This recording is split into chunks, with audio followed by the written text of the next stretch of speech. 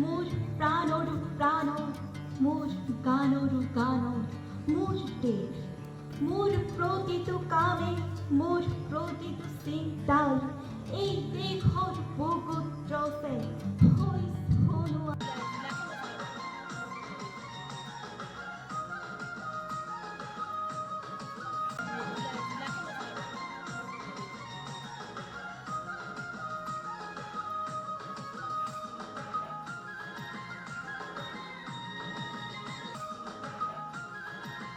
ভাৰতীয় সাহিত্যৰ যদি প্ৰথম কবিতাটো যদি চাওঁ, মা নিচাদন প্ৰতিষ্ঠানম তমগম চাপচুতি তমা, সেই কবিতাটো যদি চাওঁ তেতিয়াহ'লে লিখিম তাত কেৱল দুখেই নহয়, তাত কিন্তু প্ৰতিবাদো আছে।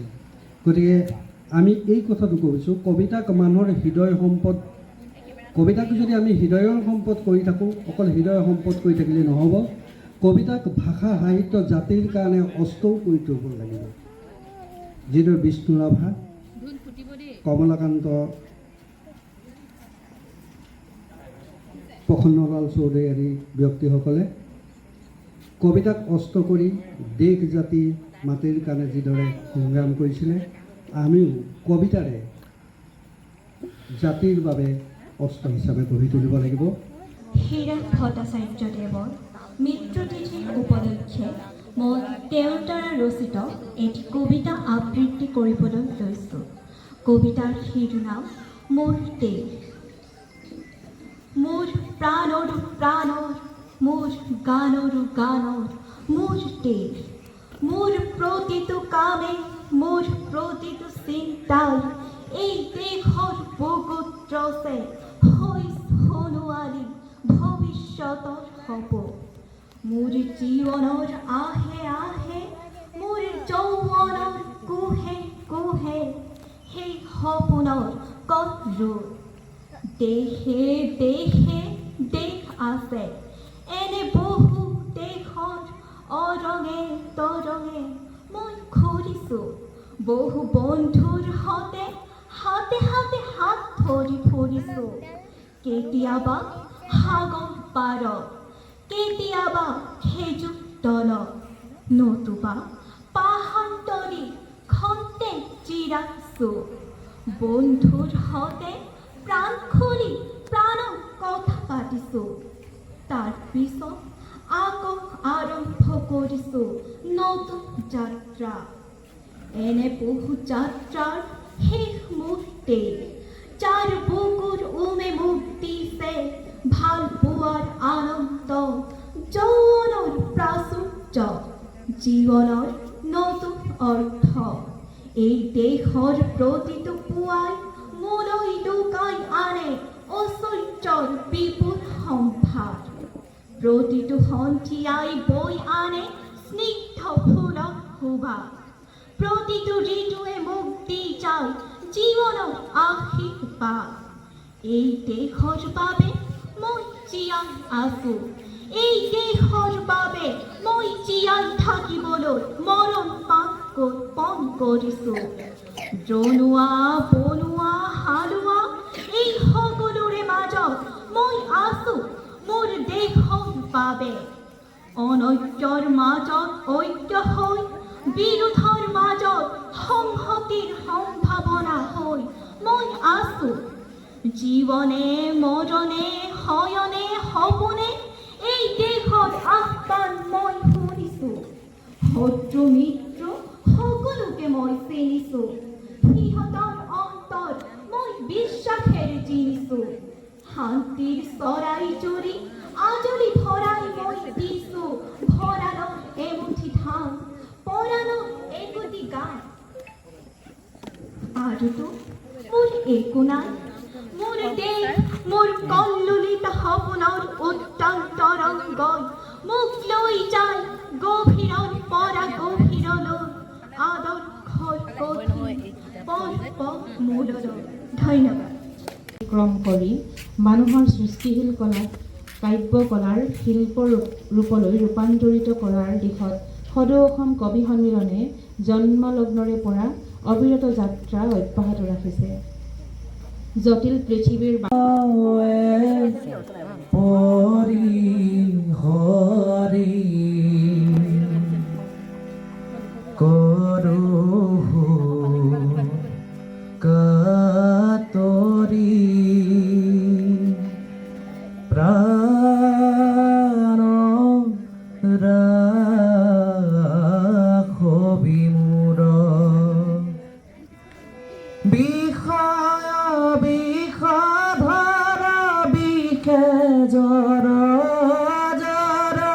জীৱন নাৰগে থুৰ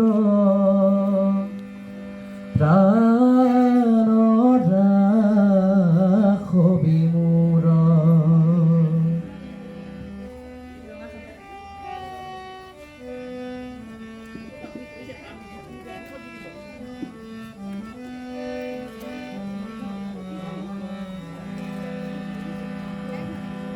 অথিৰ ধন জন জীৱন যৌৱন অথিৰে হুংসাৰা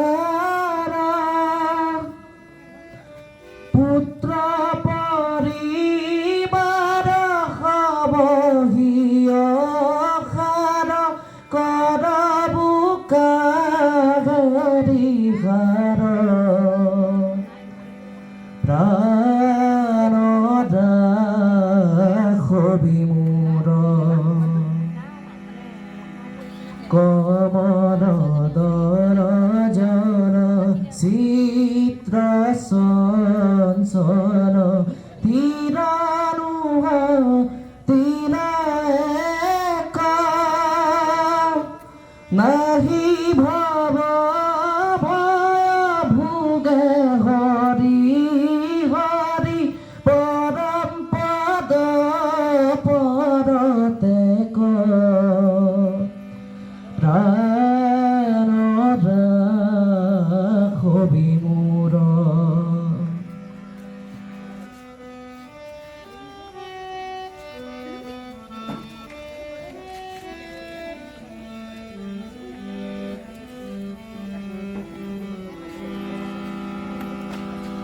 কহতু শংকৰ এ দুখ সাগৰ পাৰ কৰ ঋষিকেশ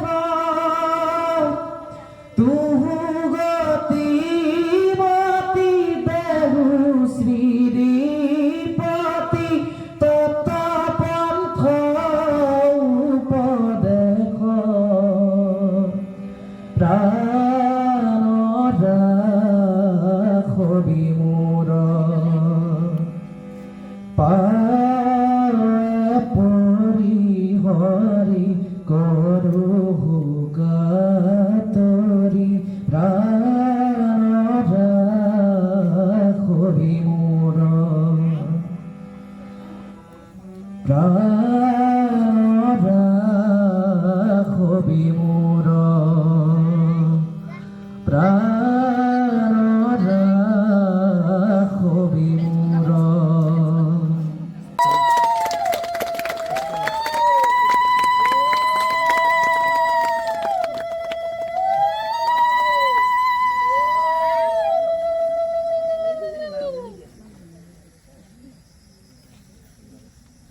ভালপোৱাৰ বৰষুণ কাৰণ আজি যিটো বতৰ লতৰ পতৰ হ'লে দিগদাৰ আছে সমস্যাই কঠীয়া পাৰিব লাগিব কবিতাৰ শিৰোনাম ভালপোৱাৰ বৰষুণ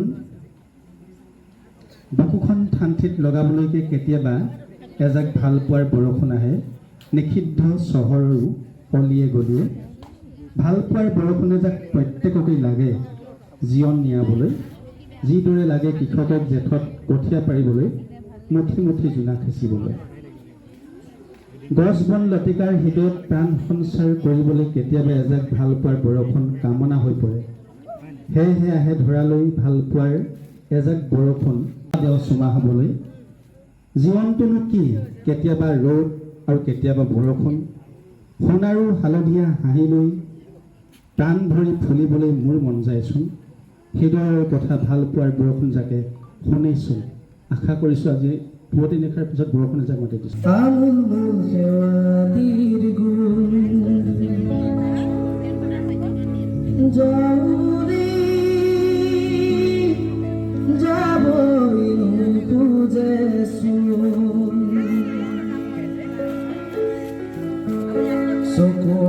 চাব পৰা হ'লে দেখিলো হেতেন বেলিৰ মুখৰ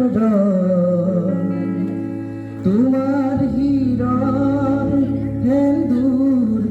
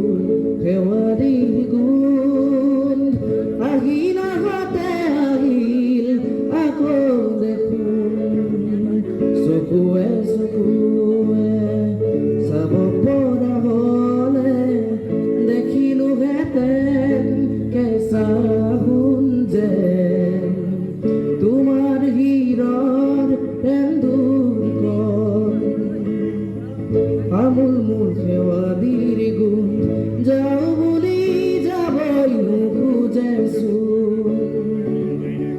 আমোল মোৰ সেৱাৰী গুণ যাওঁ বুলি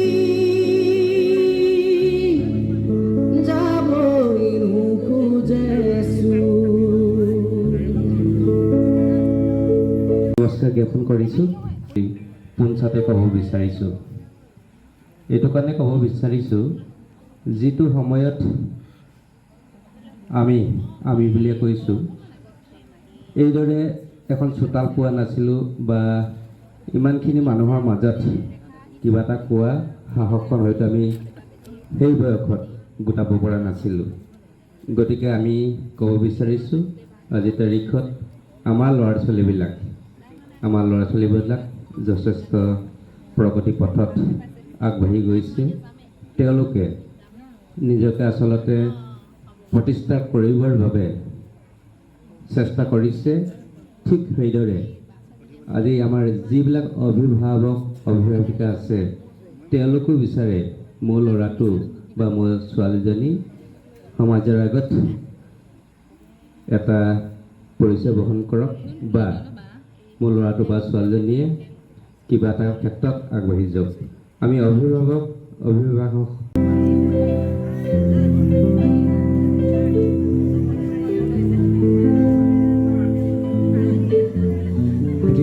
প্ৰীতিৰ সুবাসে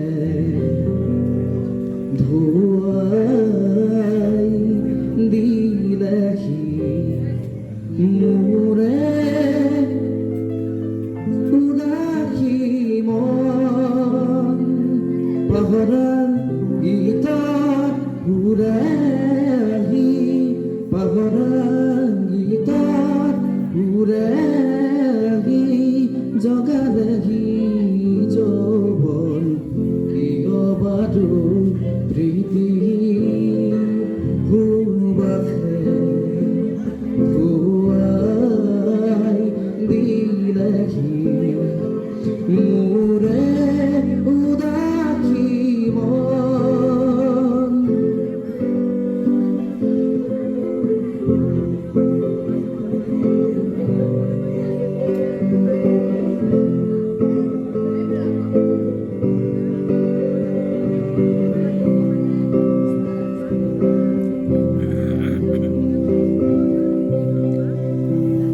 দুচকু তুলি চৌপাশে চালো ফুৰিছে ৰজনীগন্ধা। দুচকু তুলি চৌপাশে চালো ফুৰিছে ৰজনীগন্ধা। আকাশত দেখো শাৰদী জোনাক নামিছে অলকানন্দা। আকাশত দেখো শাৰদী জোনাক নামিছে অলকানন্দা। পাহৰা গীতত ঘূৰেহি পাহৰা গীতত ঘূৰেহি জগালেহি যৌৱন কিয় বাৰু প্ৰীতিৰ সুবাসে ধুৱাই দিলেহি মোৰে উদাসী মন।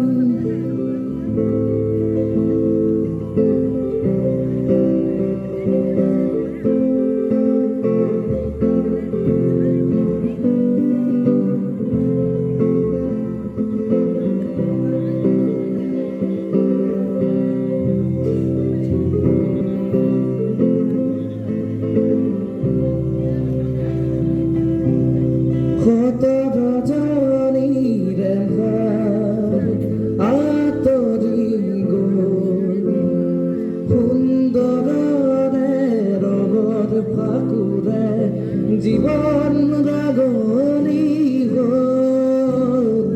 আকাশত দেখো শাৰদী জোনাক নামিছে অলকানন্দা। আকাশত দেখো শাৰদী জোনাক নামিছে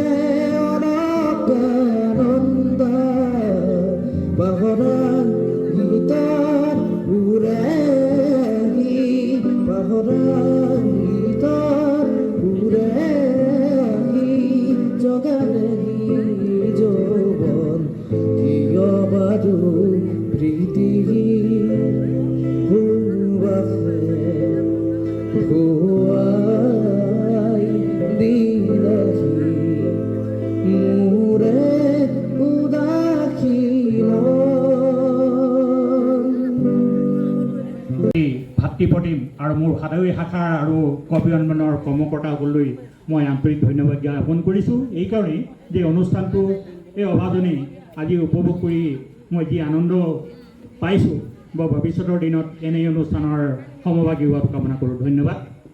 আমাৰ ডক্টৰ ডাঙৰীয়ালৈ মোৰ ক'বলগীয়া কথাখিনি ক'লোঁ। বিশেষ ভুল একো নহয়।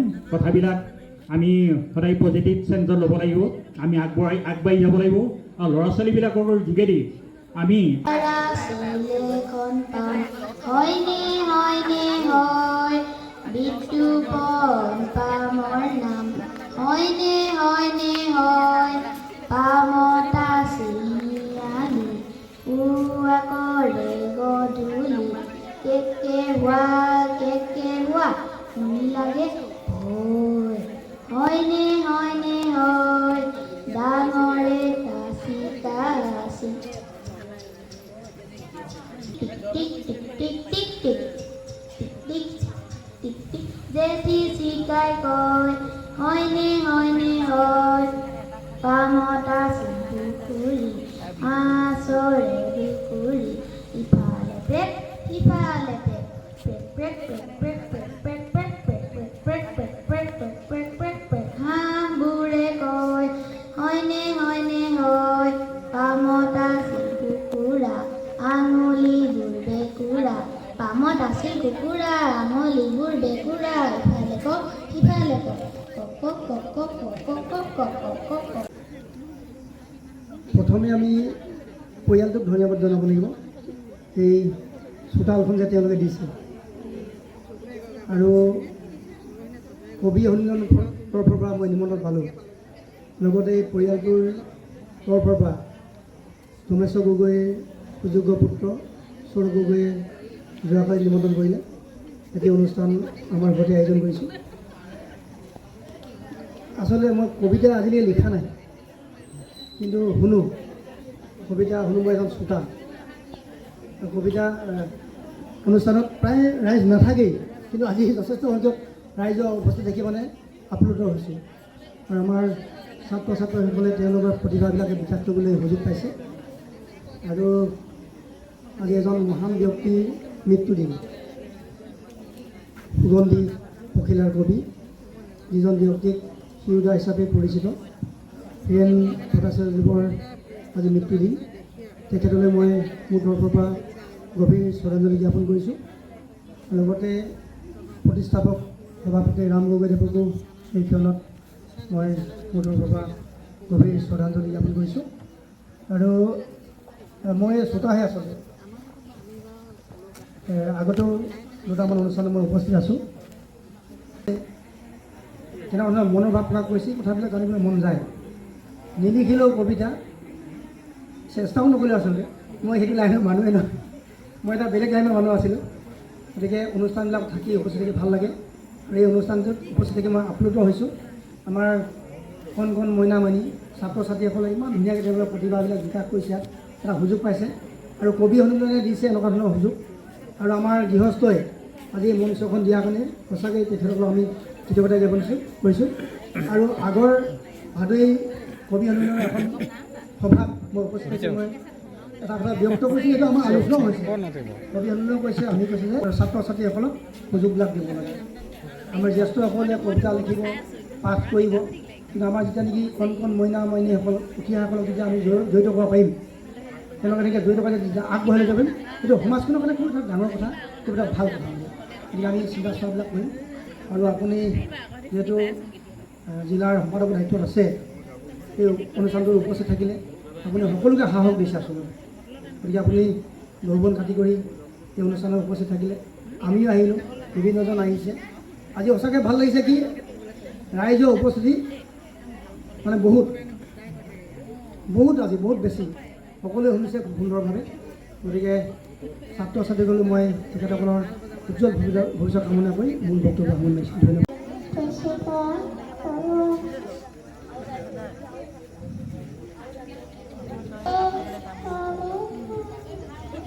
প্ৰিয়তমা দিব খোজোতে বুক টকাত পৰা কোনোমতে অকাই পকাই এখন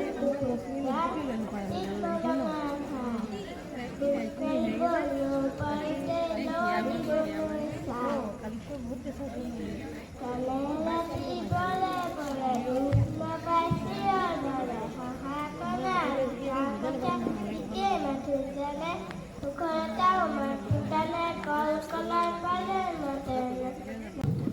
সেইবিলাক কথা আৰু কবিতা ৮০ দশকতে সেই অসম আন্দোলনৰ পৰিৱেশ তেতিয়াই সেইবাবে বিভিন্ন তেতিয়া দেৱাল লিখনৰ প্ৰথম প্ৰক্ৰিয়াই অসমৰ প্ৰেক্ষাপটত হৈছিলে দেশ বুলিলে নালাগে দেশ মোৰ তেজত ১০০০ এটা ৰণুৱা ঘোঁৰা ইত্যাদি আৰু ইত্যাদি তাৰ পৰা আৰম্ভ কৰি এই কবি একো নাই এটাই মাথো কামিজ তাৰ চিমু চিলাই প্ৰেম নিশ্চয় এনেকৈ হৃদয় খুলি আৱৰণ খুলি হৃদয় যোগায় গতিকে ইমান মন্ত্ৰমুগ্ধ কবিতাৰ যোগেদি জাতীয় চেতনাটোলৈ তেখেতে জাতীয়তা সত্তা হিচাপে হীৰেণ ভট্টাচাৰ্যই নিজকে প্ৰতিষ্ঠা কৰিছিলে আৰু পুনৰ কৈছোঁ তেখেতক কবি হিচাপে প্ৰত্যেকে জানে কিন্তু এগৰাকী জাতীয় কবি জাতীয়তাবাদী হৃদয়ৰ এগৰাকী কবি সেই কথাটো কিন্তু বহুতে কথাবিলাক কিন্তু এৰাই চলে এইকাৰণে কবিতা মানে ৰ'দ কবিতা মানে বৰষুণ কবিতা মানে হৈছে সূৰ্য কবিতা মানে হৈছে আকাশ কবিতা মানে আকাশ আৰু কবিতা মানে বিশাল নদী নৈ কেৱল নহয় ই সাগৰ সমুদ্ৰ ২০১২ চনত তেখেতে যেতিয়া ঢুকাইছে মই বন্ধু এজনৰ লগত কণ্ট্ৰললৈ কেৰাচিন তেল আনিবলৈ গৈছিলোঁ তেতিয়া সেই টিভিত বাজি আছে এফালে ঘৰত তেল নাই চাকিৰ পোহৰ নাই তেতিয়ালৈকে আমাৰ লাইন নাছিলে তেতিয়া সেই অনিন্দিতা পালৰ যিটো গীত তেখেতৰ কণ্ঠত সেউদাৰ কথাই বকুল ফুলৰ দৰে জোনাকৰ পক্ষী উৰে এন্ধাৰে এন্ধাৰে এতিয়াও মনত আছে আজি সেউদাৰ দিন আজি মোৰ বিশেষ ক'বলগীয়া একো নাই আজি ছাত্ৰ ছাত্ৰীসকলে বিশেষকৈ এই ছাত্ৰী আৱাস হওক ছাত্ৰ আৱাস হওক এই ধৰ্মেশ্বৰ গগৈ ডাঙৰীয়াৰ এই বাসগৃহত এই চোতালত মই এটা বিশেষ কামত ব্যস্ত আছিলোঁ যদিও এই অনুষ্ঠানটোত শুনা মাত্ৰেই অহাৰ যিটো মন বা হেঁপাহ সেই হেঁপাহটো সাৰ্থক হ'ল সেইডালৈ গভীৰ শ্ৰদ্ধাঞ্জলি জ্ঞাপন কৰিছোঁ আৰু আজি কবি সন্মিলনৰ এটা অনুষ্ঠান বা অসমত কবিতাৰ অনুষ্ঠান বহুত হৈছে কবি সন্মিলনৰ লগতে আন কবিতাৰ অনুষ্ঠান কেইবাটাও আছে কিন্তু প্ৰেম বা আন বিষয়বস্তুৰ কবিতা নহয় ভাতৰ লগত পানী খোৱাৰ নিচিনা তুলনা কৰে কবি কোনোবাই যদি বাছত গৈ আছে বাছৰ পৰা যেন থৈ পেলাই দিলে কবিৰ মূৰতে পৰে বহুতে তুলনা কৰে কবিতাক কিন্তু লিখি চাওকচোন কবিতা কি ভক্তি কি জ্ঞানপীঠ বঁটা বিজয় লাভ কৰিবলৈ সক্ষম হৈছিলে অসমৰ পৰা সেইগৰাকী আমাৰ জ্যেষ্ঠ অগ্ৰজ কবি নীলমণি ফুকনে জ্ঞানপীঠ বঁটা বিজয়ী আনসকলে পদাৰ্থ বিজ্ঞান বা বিভিন্ন বিভাগত জ্ঞানপীঠ বঁটা অৰ্জন কৰিব পাৰে কিন্তু কবিতাৰ যোগেদি প্ৰথম জ্ঞানপীঠ বঁটা আজি আনিবলৈ সক্ষম হোৱা কবিগৰাকী হৈছে নীলমণি ফুকন গতিকে কবিতাৰ শক্তি কি ভক্তি কি বুজাই দিলে অসমীয়াক আৰু বিশ্ব দৰবাৰত চিনাকি কৰাই দিলে যে কবিতা যে ভাতৰ লগত পানী খোৱা বিধৰ নহয় কবিতা হৈছে এটা সৰস্বতী কণ্ঠ সেই কথাখিনি বুজাই দিলে আৰু কবিতাৰ যোগেদি যে জীৱন আছে আকাশ আছে সেই গোটেই কথাখিনি কিন্তু এই কবিতাৰ যোগেদি আমি সেউদাৰ হওক বা নীলমণি ফুকনৰ সেই আৱিষ্কাৰৰ যোগেদি হওক আমি গম পালোঁ তাৰ লগতে কবিতাৰ অনুষ্ঠান কবি সন্মিলন সদৌখন কবি সন্মিলনৰ প্ৰতিষ্ঠাপক সভাপতি পথাৰৰ কবি জনতাৰ কবি পৃথিৱীৰ কবি ৰাম গগৈ প্ৰতিচ্ছবি আছে এই অনুষ্ঠানটো প্ৰথম গঢ় দিছিলে যিহেতু ৰাম গগৈ ডাঙৰীয়াই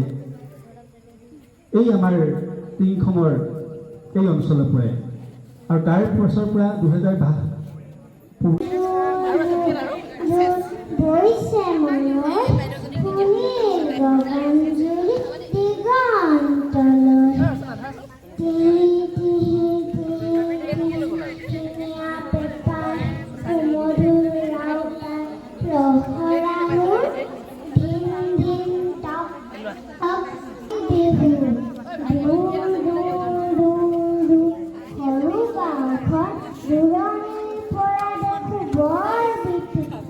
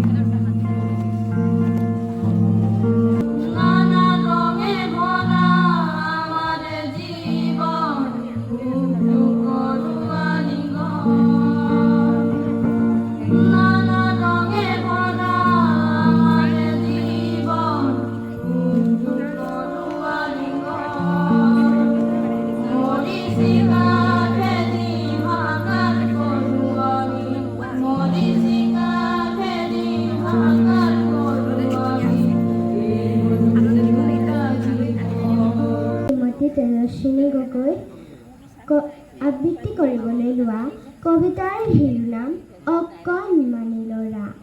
কবি ৰূপকোঁৱৰ জ্যোতিপ্ৰসাদ আগৰৱালা। অকণমানি ল'ৰা থিয় ডঙা দিব খোজোতেই থুপুক থপা পৰা, কোনোমতে অকাই পকাই এখোজ দুখোজ যায়, চিত ভলঙা খাই খোজ কাঢ়িব নৌপাৰোতেই লৰ দিবলৈ চাই, কান্দে ৰাতি পৰে পৰে দূৰ নাপায় চিঞৰ ধৰে, হহা কন্দা দুটা কথা এতিয়া মাথোন জানে, মুখৰে তাও মাত ফুটা নাই, কল কলাই পাৰে মানে, নতুন কিবা পালে নিয়ে মুখৰ ফালে, মুখ কোনখিনিত হিচাপ নেপায় নাকৰ বিন্ধাত গুজে, উৰি যোৱা ঘৰ চিৰিকা থাপ মাৰিব খোজে। ধন্যবাদ।